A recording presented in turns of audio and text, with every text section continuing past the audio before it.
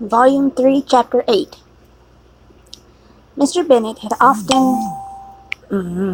had very often wished, before this period of his life, that instead of spending his whole income, he had laid by an annual sum for the better provision of his children, and of his wife if she survived him.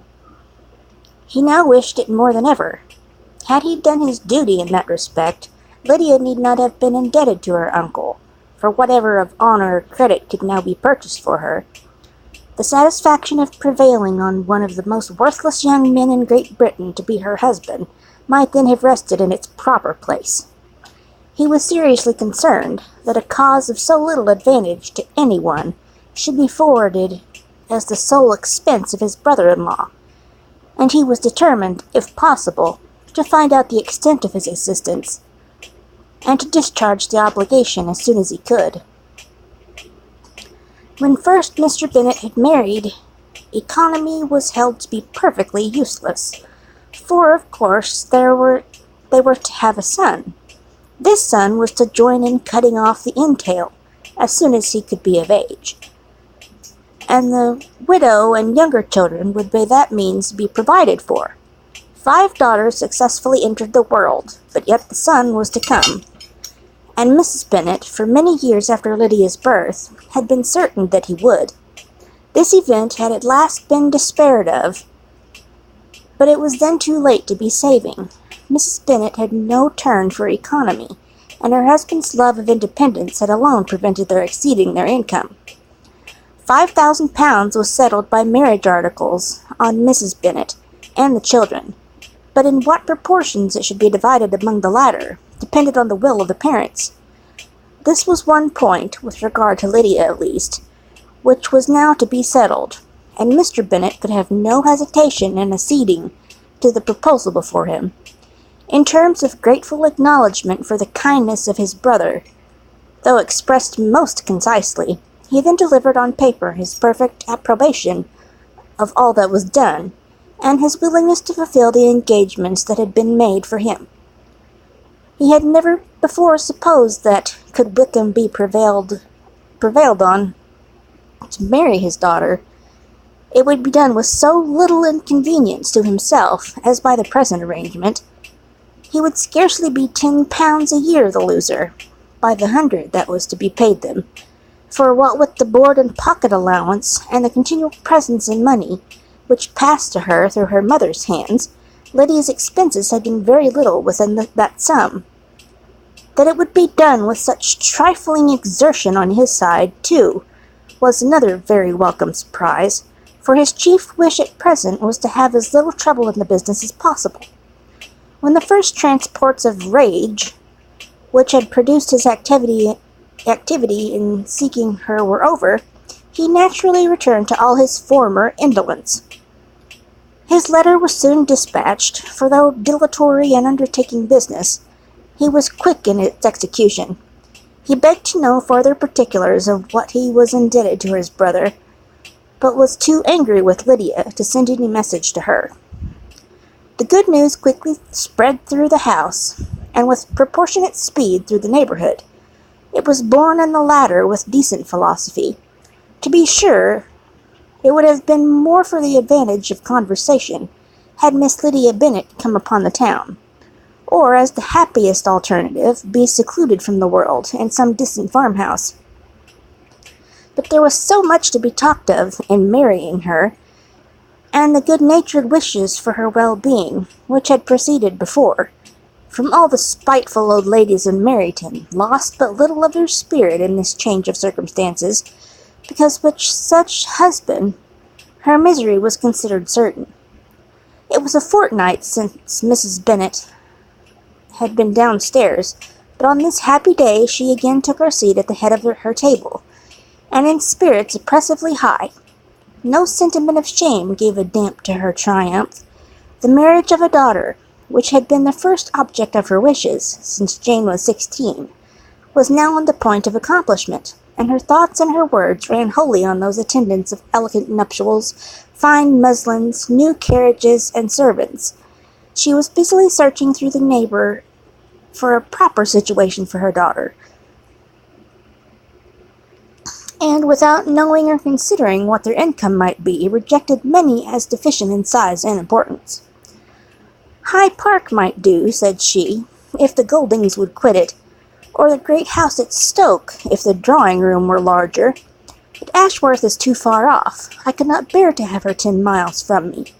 And as for Purvis Lodge, the attics are dreadful. Her husband allowed her to talk on without interruption, while the servants remained. But when they had withdrawn, he said to her, "Mrs. Bennet, before you take any or all of these houses for your son and daughter, let us come to a right understanding. Into one house in this neighborhood they shall never have admittance. I will not encourage the impudence of either by receiving them at Longbourn." A long dispute followed this declaration, but Mr. Bennet was firm. It soon led to another, and Mrs. Bennet found, with amazement and horror, that her husband would not advance a guinea to buy clothes for his daughter. He protested that she should receive from him no mark of affection whatsoever on the occasion. Mrs. Bennet could hardly comprehend it, that his anger could be carried to such a point of inconceivable resentment as to refuse his daughter a privilege without which her marriage would scarcely seem valid, exceeded all that she could believe possible. She was more alive to the disgrace which the want of new clothes must reflect on her daughter's nuptials, than to any sense of shame her eloping and living with Wickham a fortnight before they took place. Elizabeth was now most heartily sorry that she had, from the distress of the moment, been led to make Mr. Darcy acquainted with their fears for her sister, for since her marriage would so shortly give the proper termination to the elopement, they might hope to conceal its unfavourable beginning from all those who were not immediately on the spot. She had no fear of its spreading farther, through his means. There were few people on whose secrecy she would have more confidentially depended, but at the same time there was no one whose knowledge of a sister's frailty would have mortified her so much, not, however, from any fear of disadvantage from it, individually to herself. For at any rate there seemed a gulf impassable between them. Had Lydia's marriage been concluded on the most honourable terms, it was not to be supposed that Mr. Darcy would connect himself with a family, where to every other objection would now be added an alliance and relationship of the nearest kind with the man whom he so justly scorned. From such a connection she could not wonder that he would shrink. The wish of procuring her regard, which she had assured herself of his feeling in Derbyshire, could not in rational expectation survive such a blow as this.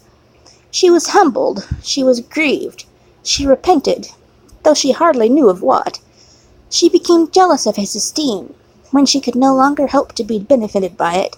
She wanted to hear of him, but there seemed the least chance of gaining intelligence. She was convinced that she should have been happy with him, when it was no longer likely they should meet. What a triumph for him, as she so often thought, could he know that the proposals which she had proudly spurned only 4 months ago would now have been gladly and gratefully received. He was as generous, she doubted not, as the most generous of his sex, but while he was mortal, there must be a triumph. She began now to comprehend that he was exactly the man who, in disposition and talents, would most suit her. His understanding and temper, though unlike her own, would have answered all her wishes. It was a union that must have been to the advantage of both. By her ease and liveliness, his mind might have been softened, his manners improved, and from his judgment, information, and knowledge of the world, she must have received the benefit of greater importance.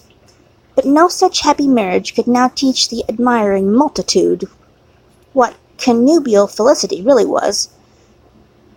An union of a different tendency, and precluding the possibility of the other, was soon to be formed in their family.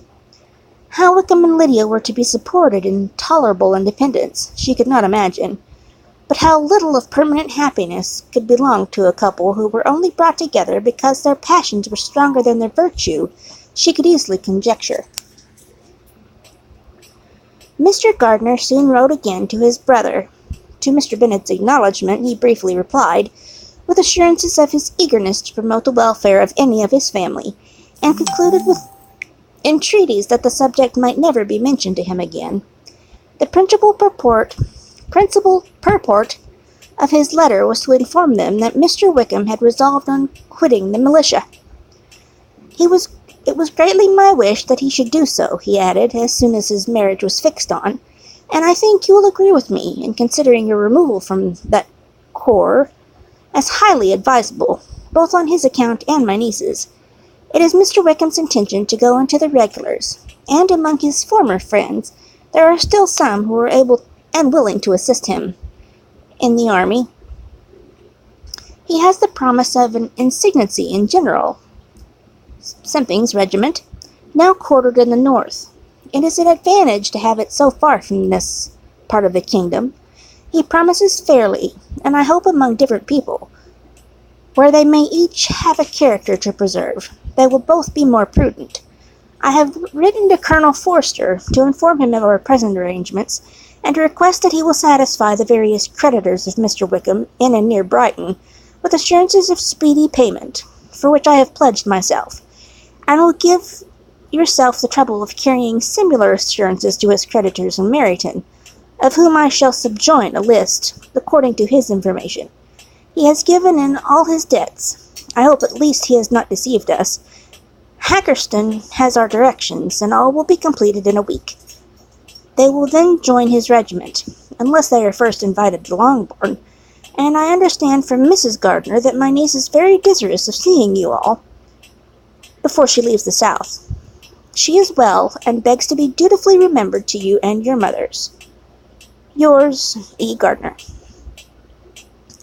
Mr. Bennet and his daughter saw all the advantages of Wickham's removal from the shire as clearly as Mr. Gardiner could, but Mrs. Bennet was not so well pleased with it, Lydia's being settled in the north, just when she had expected most pleasure and pride in her company, for she had by no means given up her plan of their residing in Hertfordshire, was a severe disappointment. And besides, it was such a pity that Lydia should be taken from a regiment where she was acquainted with everybody, and had so many favourites.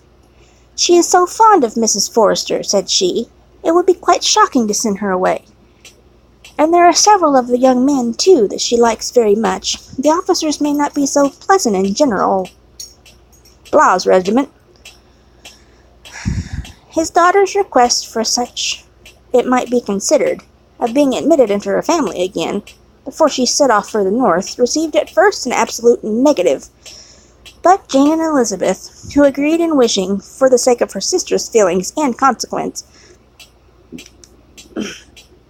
that she should be noticed on her marriage by her parents, urged him so earnestly, yet so rationally and so mildly, to receive her and her husband at Longbourn, as soon as they were married, that he was prevailed on to think as they thought, and act as they wished. And their mother had the satisfaction of knowing that she should be able to show her married daughter in the neighbourhood before she was banished to the north. When Mr. Bennet wrote again to his brother, therefore, he sent his permission for them to come, and it was settled that as soon as the ceremony was over, they should proceed to Longbourn. Elizabeth was surprised, however, that Wickham should consent to such a scheme, and had she consulted only her inclination, any meeting with him would have been the last object of her wishes.